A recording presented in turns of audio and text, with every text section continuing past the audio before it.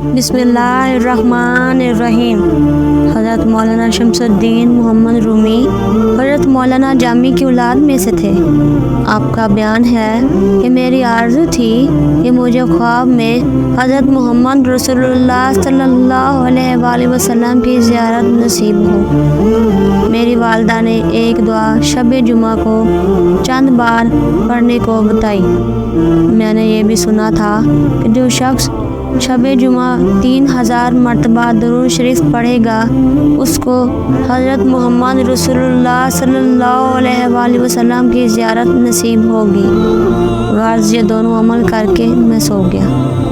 خواب میں دیکھا کہ ماں میں گھر سے باہر ہوں، میری والدہ میرے انتظار میں ہیں اور فرما رہی ہیں میں تمہاری منتظر ہوں۔ حضرت محمد رسول اللہ صلی اللہ علیہ وآلہ وسلم گھر میں رونق افروز ہیں، آؤ تمہیں بھی آپ صلی اللہ علیہ وآلہ وسلم کی خدمت میں لے چلوں۔ والدہ میرا ہاتھ پکڑ کر آپ صلی اللہ علیہ وآلہ وسلم کی خدمت میں لے گئی۔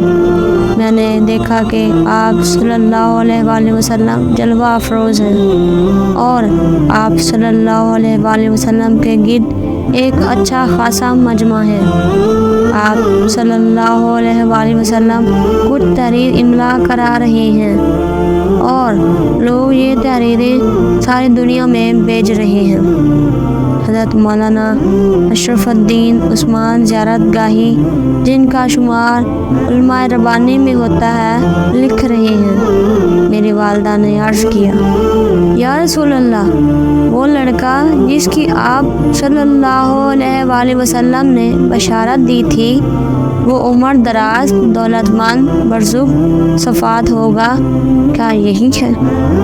آپ صلی اللہ علیہ وآلہ وسلم نے میری جانب نظر ڈالی اور تبسم فرما کر شاد فرمایا، یہ وہی لڑکا ہے۔ سبحان اللہ۔ آئے میں آپ کو ایک اور واقعہ سناتی ہوں۔ احمد بن محمد صوفی فرماتے ہیں کہ میں 3 مہینوں تک جنگلوں میں پھرتا رہا، یہاں تک کہ میرے جسم کی کھال گل گئی۔